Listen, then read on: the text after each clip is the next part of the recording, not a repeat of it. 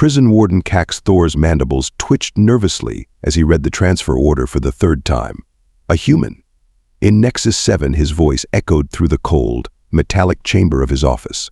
The quantum slate tablet trembled in his four-fingered grip. This must be some kind of joke. Through the reinforced plasteel windows of his office, Kax'thor gazed out at the sprawling monstrosity that was Nexus 7. The prison facility stretched across an entire asteroid, its titanium towers piercing the star-studded void of space. Red warning lights pulsed along its perimeter, a constant reminder of the horrors contained within. Warden, his assistant, a tall Proxian named Lax, entered the room. The transport ship will dock in 10 minutes. They say the human is awake. Awake? They didn't put it in cryo-sleep for the journey. Kax'thor's crystalline eyes widened. Most prisoners were transported in suspended animation, their consciousness frozen to prevent escape attempts. No, sir. The human refused sedation. Started reciting something called prison regulations from its homeworld. The transport crew said they had no choice but to comply.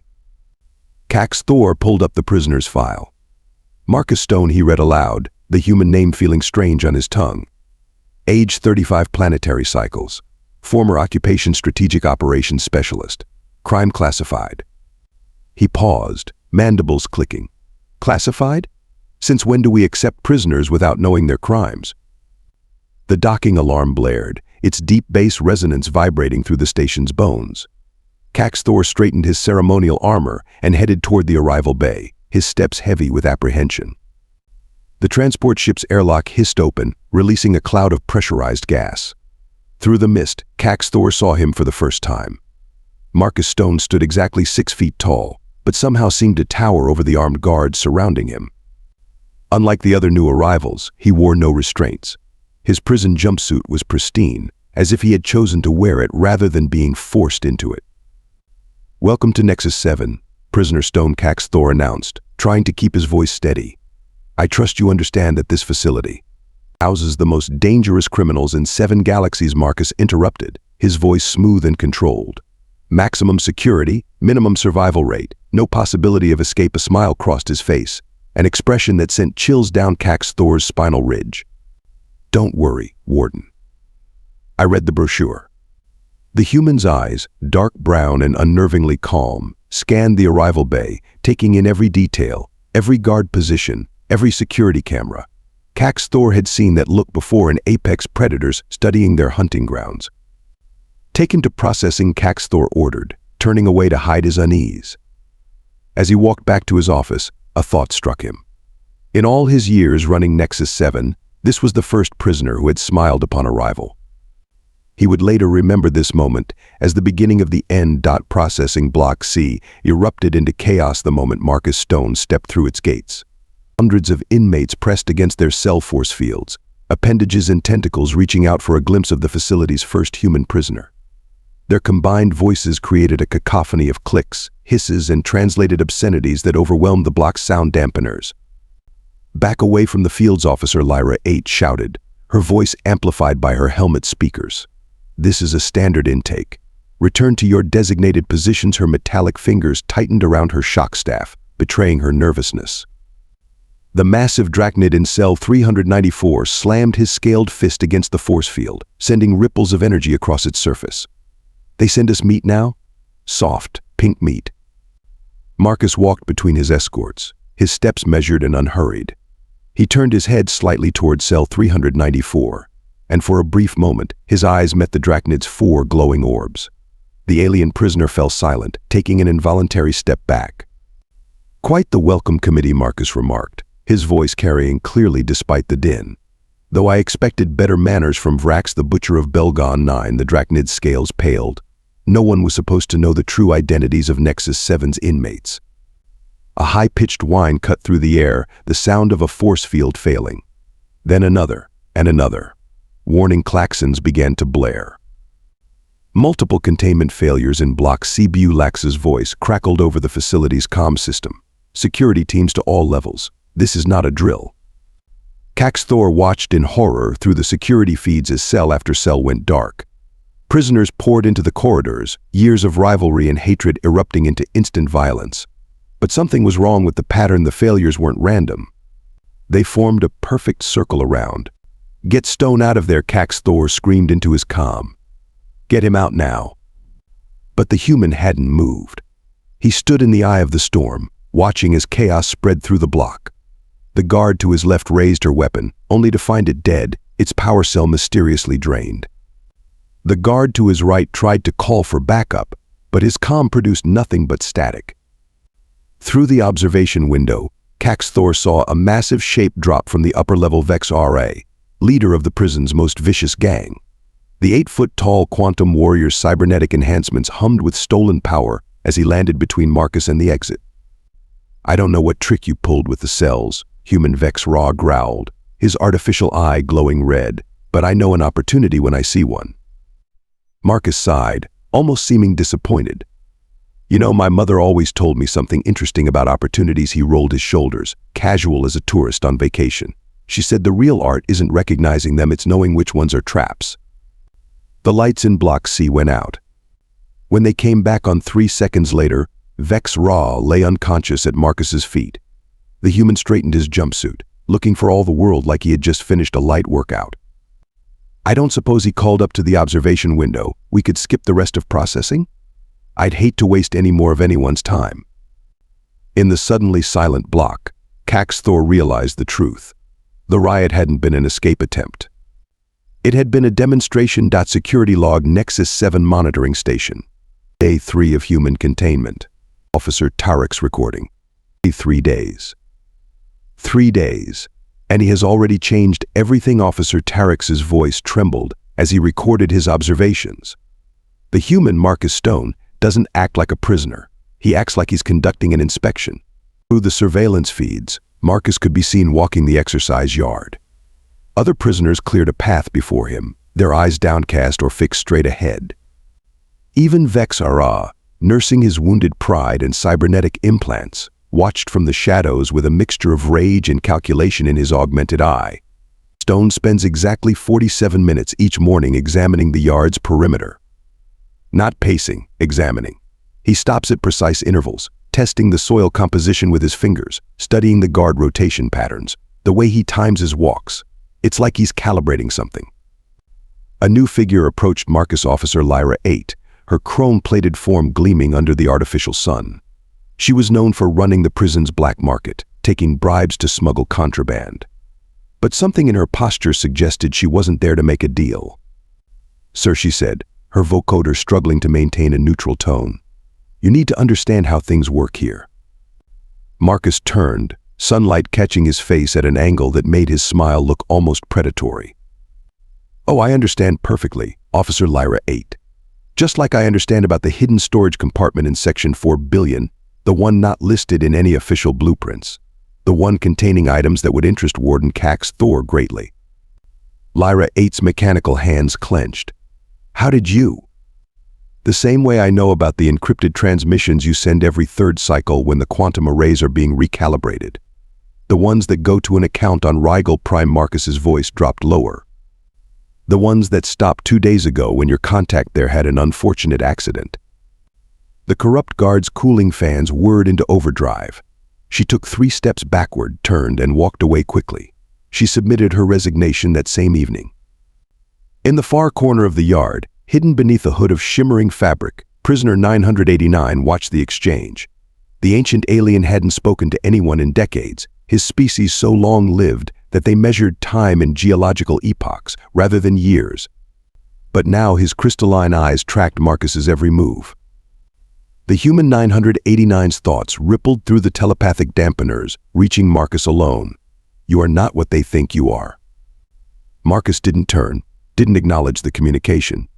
But his pulse, monitored by the prison's biosensors, quickened slightly. "They believe you are here to be contained," 989 continued. "But I have watched empires rise and fall. I know the difference between a prisoner and a seed." Now Marcus did turn, his eyes meeting the ancient alien's crystalline gaze. And what kind of seed would that be? The kind that grows in darkness. The kind that breaks foundations and topples walls. 989's mental voice carried an emotion that might have been amusement. the kind that your mother spent so long planting in gardens across the galaxy. For the first time since his arrival, Marcus showed genuine surprise. You knew my mother. Eleanor Stone? Of course. She was the one who suggested this facility, said it had potential. The security feed crackled with interference at that moment. When it cleared, Marcus was alone again, continuing his methodical inspection of the yard. But now there was something different in his movements, a new purpose in his stride. Officer Tarex leaned closer to his recording device. Something is happening here. The human isn't adapting to Nexus 7. Nexus 7 is adapting to him. And I'm starting to think that's exactly what someone wanted. Warden Kax'thor stared at the morning security report with growing dread. Another gang leader had vanished overnight.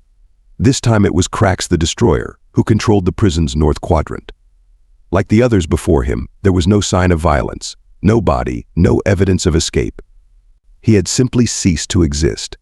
7 disappearances in 10 days, Bulax said, mandibles clicking anxiously. First Vex-Ra's lieutenant, then the leaders of the Phase Shifter gang, now Krax. The power structure is collapsing. Kax'thor called up the surveillance feeds. In the cafeteria, Marcus Stone sat alone at a table, solving complex mathematical equations on a borrowed datapad. The sight made Kax'thor's scales itch. The human had requested access to the prison's educational databases, claiming he wanted to study theoretical physics. The request had been granted because it seemed harmless. Now Kax'thor wondered if that had been a mistake. Sir, a guard burst into the office. We found something in the ventilation system of cell block D. The something turned out to be Vex-Ra's prized cybernetic eye, arranged neatly on a maintenance panel alongside the neural implants of 3 other missing gang leaders. A handwritten note accompanied them. Borrowed these for a science project. Thanks for understanding. In the recreation area, 2 members of rival gangs began arguing over territory. Before guards could respond, Marcus walked between them. He spoke quietly, one hand resting casually on each alien's shoulder. Both gang members went pale, nodded rapidly, and walked away in opposite directions. What did he say to them? Kax'thor demanded. The surveillance audio crackled. My mother had a saying about territory disputes. The smart predator doesn't fight over hunting grounds. He changes the landscape until the prey comes to him. That evening, the prison's automated systems began acting strangely. Food dispensers gave out extra portions. Cell temperature controls responded instantly to prisoner requests. Small privileges appeared in prisoner accounts with no authorization logged. He's buying loyalty, Bulax realized. But how? The systems are quantum encrypted. Kax'thor remembered the physics equations, the educational database access, the stolen neural implants. Pieces started falling into place. A message appeared on his private terminal. Warden, could we discuss the living conditions in Block E? The quantum harmonics of the force fields are giving some residents headaches. Nothing serious, just thought you should know. MS. Play security recording Alpha 7, time index 2300 hours, Kax'thor commanded. The screen showed Marcus in his cell, apparently sleeping. But when Kax'thor zoomed in on the human's face, he saw his lips moving. My mother taught me about systems, Marcus whispered, so quietly the audio enhancement could barely pick it up. She said every system, no matter how complex, has a rhythm. Find the rhythm, match its frequency, and you can make it dance. The missing gang leaders still hadn't been found, but now prisoners were whispering about a new service being offered: guaranteed protection, available to anyone willing to swear loyalty to a mysterious new power broker. Those who accepted found their lives improving in small but significant ways. Those who refused began experiencing technical difficulties with their cell amenities. In the prison library, Marcus sat with prisoner 989, playing a holographic game of chess. Their conversation, picked up by hidden microphones, made Kax'thor's blood run cold. Your mother, 989 said, moving a piece. She was the one who designed the original security protocols for places like this. Yes. Marcus captured a pawn. She always said the best way to understand a system was to build one, then break it, then build a better one. And that's what you're doing here? Breaking the system. No, Marcus smiled, his eyes never leaving the board. I'm becoming the system. Check. 989's crystalline eyes glittered. The other prisoners don't realize, do they, that every privilege they receive, every favor granted, adds another strand to your web. By the time they understand, they'll be too comfortable to care. Marcus moved his queen. Checkmate. In his office, Kax'thor began composing an urgent message to Central Command. But as he typed, the words rearranged themselves. Dear Warden, everything is fine. The system is working exactly as intended. Regards. Regards. Eleanor Stone, former security consultant, Nexus 7 design team. The message vanished before he could save it. In the surveillance feed, Marcus looked directly at the camera and winked. The changes happened so gradually that most didn't notice until it was too late. By the time Warden Kax'thor realized the full scope of the transformation, Nexus 7 had become something unprecedented in the history of galactic incarceration. Gone were the daily fights in the exercise yard. Instead, prisoners gathered in organized groups, participating in what Marcus called productivity sessions. The Drachnid gang members now operated a legitimate mining operation in the asteroid's mineral-rich outer layers. The phase shifters, with their unique abilities, handled maintenance in hard-to-reach areas of the facility. Report to Central Command. Kax'thor dictated, his voice heavy. Prisoner production quotas have increased 300%. Contraband incidents down 85%. Violence between inmates practically non-existent. And yet, he paused, mandibles trembling. And yet I've never been more terrified. In the main corridor, a young guard named Nex tried to assert his authority over a group of prisoners. Before the situation could escalate, Marcus appeared, seemingly from nowhere. Officer Nex, he said pleasantly, walk with me. They strolled through the cell blocks while Marcus spoke quietly about efficiency, cooperation, and the benefits of being part of a well-ordered system. When they returned, Nex requested a transfer to Marcus's new inmate management advisory team. The prison's economy had been completely restructured. The old system of contraband and violence was replaced by something Marcus called merit-based resource allocation. Prisoners earned privileges through work and good behavior, but everyone knew the real currency was information, specifically, information that made its way to Marcus. Your human BU Lax reported he's established some kind of council. Representatives from every major group. Even prisoner 989 attends. A council? Kax'thor laughed bitterly. You mean a shadow government? In the council chamber, formerly a storage room that had mysteriously renovated itself, Marcus sat at a round table with the facility's most influential inmates. They discussed everything from work assignments to conflict resolution, but the human rarely spoke. He just listened, occasionally asking questions that somehow always led the group to the conclusion he wanted. You know what the guards are calling him? Bulax whispered. The conductor. Because he orchestrates everything without seeming to move at all. The name spread quickly. Soon even the most hardened criminals spoke it with a mixture of respect and fear. Veteran guards began requesting his input on security matters. Administrative staff consulted him about facility operations. One day, Kax'thor found Marcus in the prison's central control room, though his access clearance shouldn't have allowed him anywhere near it. Don't worry, Warden Marcus said without turning around. Just upgrading a few systems. My mother always said the key to maintaining order isn't force, it's making people invest in the system itself. Your mother? Kax'thor replied carefully. She seems to have taught you a lot about prisons. No. Marcus turned, and his smile made Kax'thor's exoskeleton crawl. She taught me about power. The prison was just a convenient classroom. That night, reviewing the day's reports, Kax'thor realized something that chilled him to his core. Every single decision made in the facility, from guard rotations to resource allocation, had passed through Marcus or one of his council members. The human hadn't just taken control of the prison. He had become the prison. In his cell, Marcus Stone sat on his bunk, reading an old book of human military strategy. The guards watching the security feed would later swear they heard him humming a tune, something his mother used to sing about spiders and webs and waiting for prey. The Galactic Prison Authority transport ship dropped out of hyperspace with a flash of quantum distortion. Commander Zin stood on the bridge, his cybernetic enhancements humming as he reviewed the tactical display. 20 of the most elite special operations officers in the galaxy, armed with the latest neural disruptors and quantum restraints, ready to restore order to Nexus 7. Prison control. This is GPA Special Operations Zin transmitted, requesting emergency docking clearance. The response came instantly, but not from prison control. Welcome, Commander Zin. We've been expecting you. Docking Bay 7 is prepared for your arrival. Zin's augmented spine tingled. That voice human. Stone, he growled. Now, Commander. No need for hostility. We're all professionals here.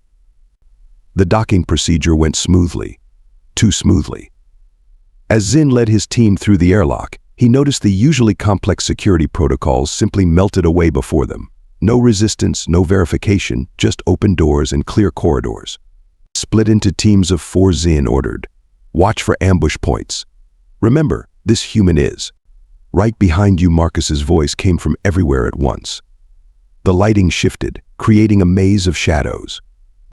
You know, Commander, my mother had interesting thoughts about Special Forces units. She said they're like precision instruments, incredibly effective, but only if someone hasn't recalibrated them first. Zin's neural enhancers screamed warnings as his team's weapons powered down. Their tactical visors flickered and died. Even their backup systems went dark. Did you really think? Marcus continued, now speaking through their own dead comm systems, that I spent all this time just running a prison? Every system you brought with you. Every piece of technology I've been practicing on identical models for months. The quantum restraints, lovely design.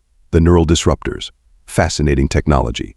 I took the liberty of making some improvements. The Special Forces team found themselves trapped in a web of deactivated systems and sealed corridors. Their own equipment turned against them, herding them like cattle. Now then, Marcus stepped out of a shadow that shouldn't have been able to hide him. Let's discuss why you're really here. Zin raised his backup pistol, an old-fashioned projectile weapon, under authority of the Galactic Council. The Council didn't send you. Marcus's voice carried an almost gentle correction. You're here because someone finally figured out what this place really is, what my mother designed it to be.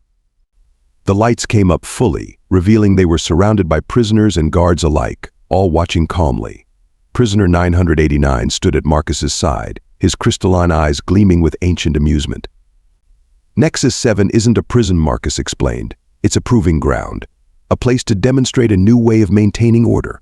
And you, he smiled at Zin, just proved it works. Your weapons? Disabled. Your team? Contained. Your mission? Failed before you arrived. Impossible, Zin whispered. No human could. A human didn't. Marcus gestured around him. We did. All of us. The system did. I just showed them how to use it properly. Kax'thor stepped forward, looking strangely calm. I received the real orders an hour ago, Commander. Nexus 7 is being reclassified. We're now an experimental rehabilitation and governance facility, with a new director. He nodded to Marcus. You can fight it, Marcus offered. Try to complete your mission. Or he spread his hands. You can join a revolution in correctional philosophy. Your choice. But remember what my mother always said about choices. They only look like choices. Zin finished, remembering Eleanor Stone's infamous briefings, when really they're demonstrations of what you already knew would happen. Marcus's smile widened. Welcome to the new Nexus 7, Commander. Shall we discuss your role in it? The official ceremony was brief. Warden Kax'thor watched as Marcus Stone signed the documents transferring operational authority of Nexus 7 to his control. The human's signature was precise, elegant like everything else he did. Congratulations, Director Stone, Kax'thor said, his mandibles forming what humans would call a smile. Though I suspect this was always your title. Marcus looked up, that familiar knowing glint in his eyes. You figured it out, didn't you? When did you know? The moment your mother's name appeared on my terminal. Kax'thor sat down heavily. Eleanor Stone. The woman who designed not just Nexus 7 security systems, but every major prison facility in the galaxy. She didn't just give us the technology. She gave us a blueprint for something bigger. Behind them, through the observation window, prisoners and guards worked together, maintaining the delicate balance Marcus had created. A society built on mutual benefit rather than force. The galaxy is changing, Marcus said quietly. The old ways of control, of punishment, they're failing. My mother knew we needed a new model. But models need proof. And that's what this was. All of it. Kax'thor gestured to the facility around them. The mysterious transfer, the security gaps, the freedom to manipulate our systems, it was all a test run. Marcus finished. Proof that rehabilitation works better than punishment. That the right person, with the right approach, can transform a prison into a community. Prisoner 989's crystalline form shimmered as he materialized in the corner. Tell him the rest, young Stone. Tell him why it had to be Nexus 7. Marcus nodded. Because it housed the worst of the worst.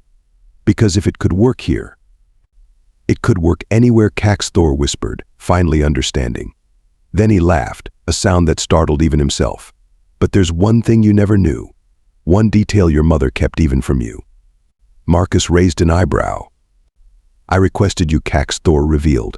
Specifically, because Eleanor Stone wasn't just your mother. She was my teacher too. The human's perfect composure cracked, just for a moment. Behind them, the stars wheeled past the asteroid's rotation, casting strange shadows across the room. Well, Marcus said finally, extending his hand to the alien who had been his secret ally all along, shall we show the galaxy what her students can do? Kax'thor took the offered hand, remembering Eleanor's words from so long ago. The greatest prison isn't built with walls, but with ideas. And the greatest freedom comes from working within the system to change it. Yes, he replied. I believe we shall. In the depths of space, Nexus 7 continued its orbit, no longer a prison, but a beginning.